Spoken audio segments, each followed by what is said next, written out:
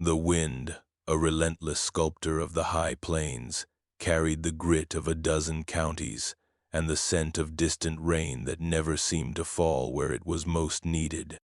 Jedediah Stone, his face a roadmap of sun and hardship, tasted the dust and found it bitter. His horse, a gaunt gelding named Bones, plodded with the resignation of a creature that had seen too many barren horizons. 41 years Jed had walked this earth, most of them in worn-out boots, chasing a living that always stayed a step ahead.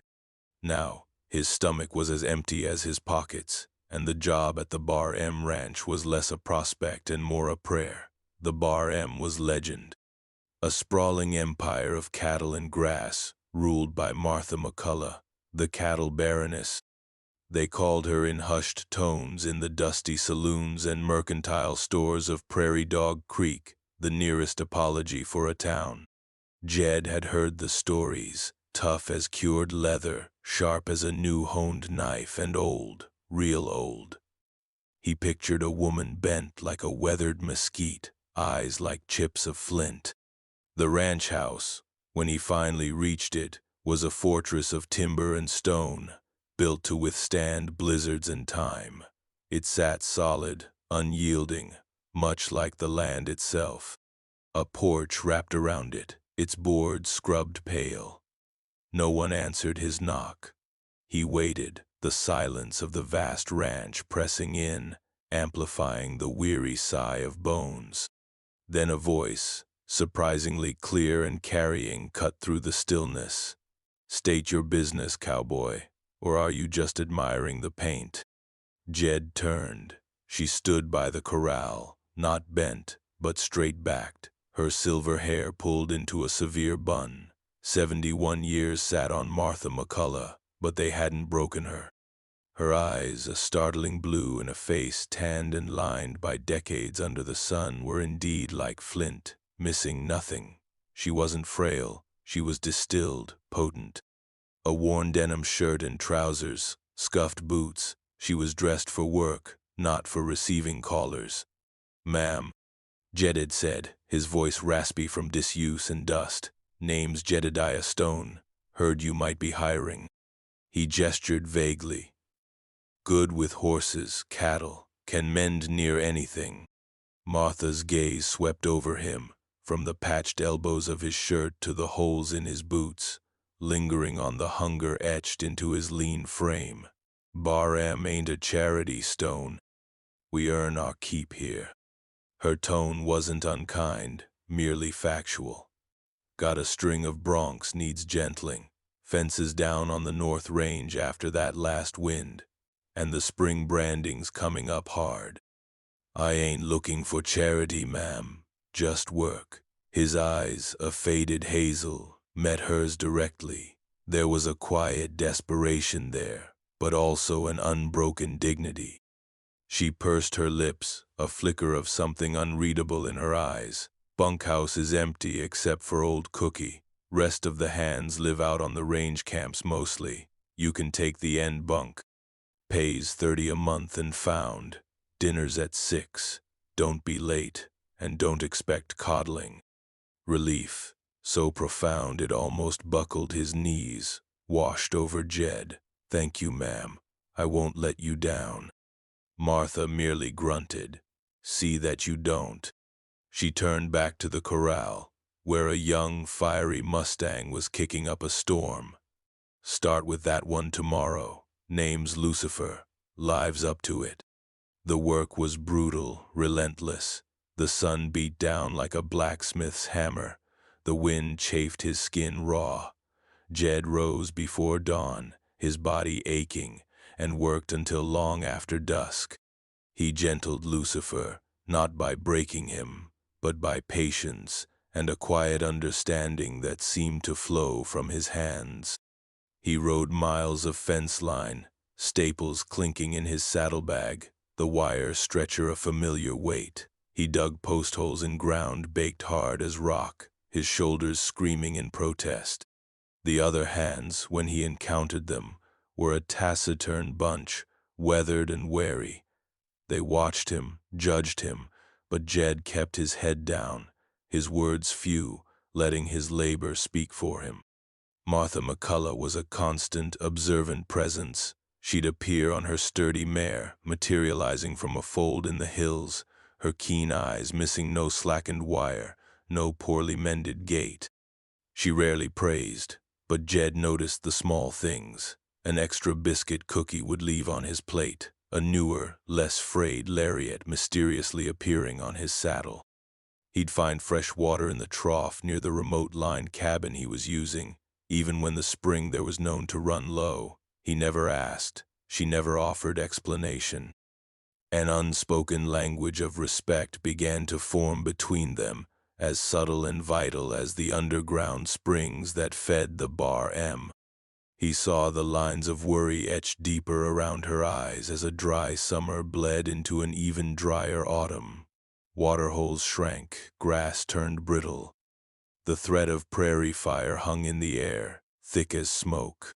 One evening, as he reported on a dwindling creek in the west pasture, she looked at him, her gaze direct. "That creek bed holds water deep if you know where to dig. My father taught me. Most these young bucks nowadays wouldn't know how." The next day, Jed took a shovel and a pick. He found the spot she'd described, a slight depression shaded by ancient cottonwoods. He dug, the sun blazing, sweat stinging his eyes.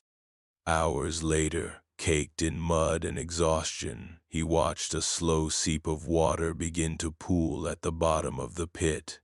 He widened it, shored it up. It wasn't much, but it was life. When Martha rode out, she found him sitting by the small, revived pool watching a handful of thirsty yearlings drink.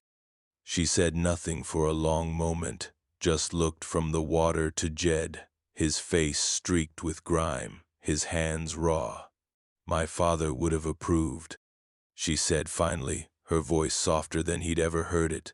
"Supper's at 6 stone, cookies making stew." The whispers started in Prairie Dog Creek when Martha began taking Jed with her on supply runs. That McCullough woman lost her senses. Jed overheard Mrs. Henderson, wife of Lyle Henderson, the ambitious owner of the neighboring Triple H ranch, hiss to the mercantile owner, gallivanting with a saddle tramp half her age. Jed's jaw tightened, but he said nothing. Martha, however, who missed little, fixed Mrs. Henderson with an icy stare. "My foreman, Mrs. Henderson, is a sight more capable than some I could name, and the Bar M's business is its own." The word foreman hung in the air. Jed hadn't known. He looked at Martha, a question in his eyes. She merely raised a silver eyebrow, a silent acknowledgement. The promotion came with a slight raise and a move from the bunkhouse to a small, neat cabin near the main house. It also came with increased responsibility and the growing animosity of Lyle Henderson, who had long coveted Bar M land and saw Marty as an aging obstacle and Jed as an upstart. Henderson began subtly testing boundaries, his cattle accidentally straying onto Bar M grazing, his fences needing repair in ways that encroached on their water sources. One evening, after a particularly tense confrontation with Henderson's men over a disputed spring, Martha sat on her porch, watching the sunset paint the sky in hues of blood orange and bruised purple. Jed stood by the railing, leaning. The weariness of the day settled deep in his bones. "He's a vulture, that Henderson," Martha said, her voice flat, circling. "Thinks I'm old and weak, thinks you're opportunistic." Jed remained silent. He knew what people thought. He'd felt their stares, heard their snide remarks. "This ranch," Martha continued, her gaze fixed on the horizon, "my father carved it out of nothing. My husband and I, we bled for it. It's in my bones, Stone, but bones get brittle." She turned to him then, her blue eyes searching his. "I'm 71. I won't see another 20 years, likely not another 10. When I'm gone, Henderson or men like him, they'll pick it apart like coyotes on a kill." The air grew heavy with unspoken things. Jed felt a familiar ache, the old loneliness that had been his companion for so long. He respected this woman, fiercely. He respected this land. "I need someone to stand for the Bar M," she said, her voice low but firm. "Someone with grit, with loyalty, someone who understands what this land means." She paused, then said the words that changed everything. "Marry me, Jedediah Stone." Jed straightened, stunned. The crickets sawed in the sudden silence. He stared at her, searching for any sign of jest, finding none. Her expression was serious, her gaze unwavering. "It's a business proposition if you prefer to see it that way," she went on, her voice devoid of sentimentality, yet not entirely cold.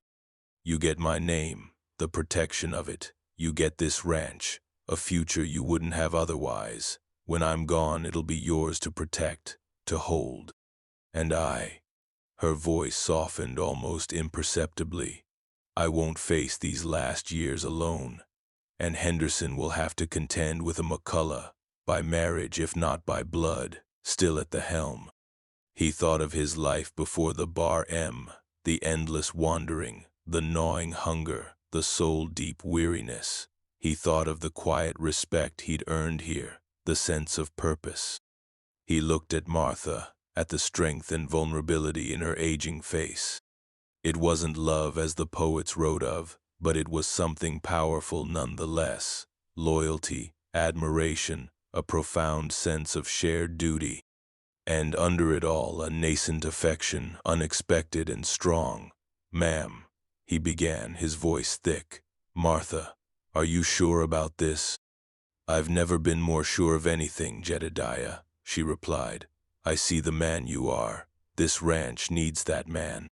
He took a deep breath, the scent of dust and sage filling his lungs. It smelled like home, a concept he'd long forgotten. "All right, Martha, I will." The wedding was a quiet affair at the county courthouse, witnessed by a bemused clerk and a stoic cookie who'd grumbled about damned foolishness but showed up in a clean shirt. The news spread through Prairie Dog Creek like wildfire, fanned by outrage and disbelief. "Gold digger," they called Jed. "Senile old fool," they whispered of Martha. Lyle Henderson was openly contemptuous, making it known he believed the marriage a sham, a desperate ploy by an old woman, easily overturned. Life on the Bar M changed, yet stayed the same. Jed moved into the main house, into a separate room from Martha's. Their days were filled with the familiar rhythm of ranch work, but now there was a shared intimacy in their quiet evenings, poring over ledgers, planning the seasonal work, or simply sitting in comfortable silence on the porch, watching the stars emerge in the vast, dark sky. He learned the history of every pasture, every spring, every battle fought and won to keep the Bar M whole. She, in turn, saw the depth of his character, his unwavering commitment not just to her but to the land they now shared a deeper responsibility for. The lean, hard lines of his face softened somewhat with regular meals and a sense of belonging. The flint in her eyes sometimes held a warmer spark when she looked at him.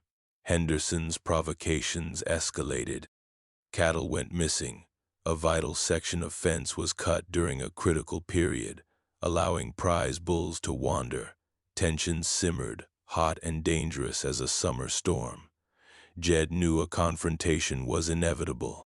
Henderson was trying to break them, to prove Jed an unworthy protector and Martha a fool.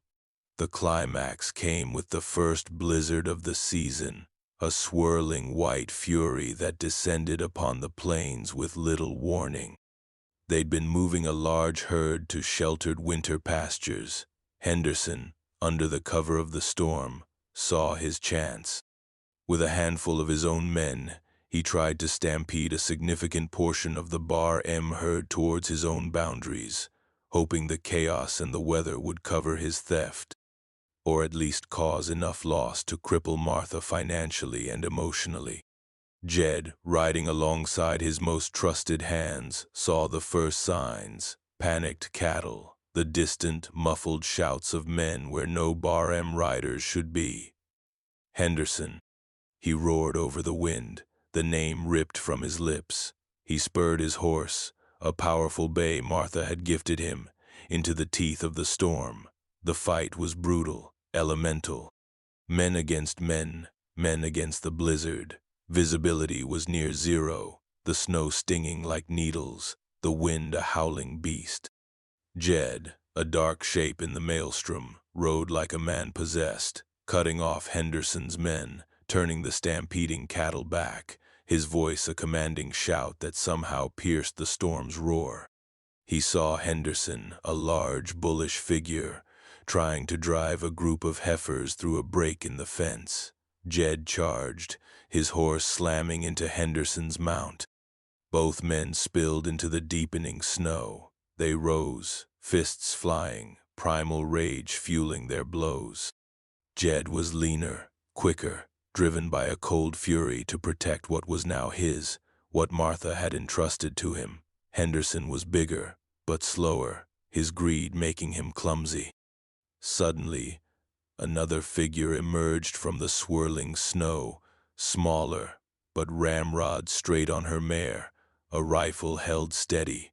Martha. Her face was a mask of icy determination, snow clinging to her hat and shoulders. "Get off my land, Henderson." Her voice cracked like a whip, sharper than the wind. "And take your thieving curs with you." Seeing her, seeing the unyielding fire in her eyes, Henderson's bluster seemed to falter. His men, already struggling against Jed and the Bar-M crew, looked towards their boss, then at the armed woman who seemed as much a force of nature as the blizzard itself. The fight went out of them. Defeated and exposed, Henderson snarled a curse, remounted, and retreated into the white chaos, his men slinking after him. Jed, bruised and breathless, watched them go. He turned to Martha, concern etching his face. "You shouldn't be out here."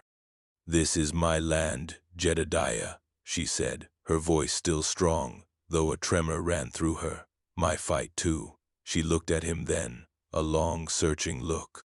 In the heart of the storm, surrounded by the land they both loved, something profound passed between them, a partnership forged in shared adversity, sealed in mutual respect, and now, undeniably, deepened by a fierce, protective affection.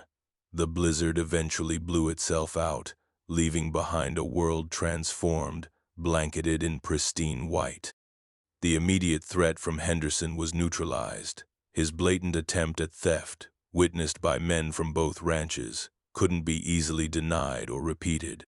The county, which had gossiped so freely, now saw a different story. A resilient old woman and her steadfast husband, standing together against a common enemy.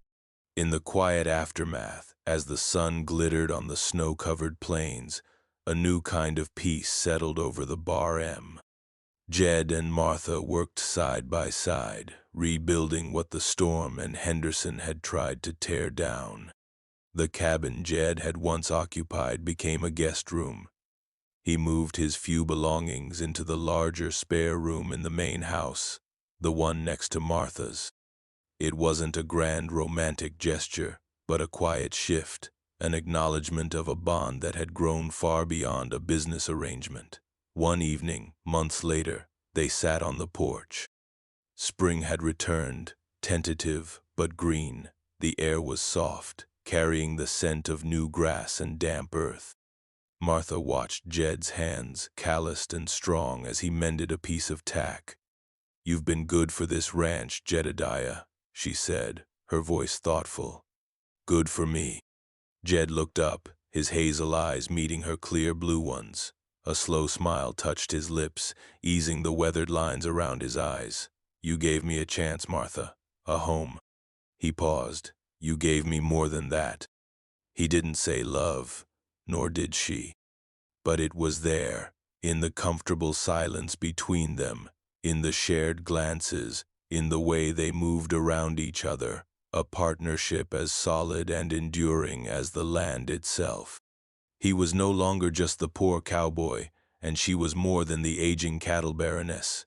They were Jed and Martha McCullough, guardians of the Bar M, their lives unexpectedly, irrevocably intertwined.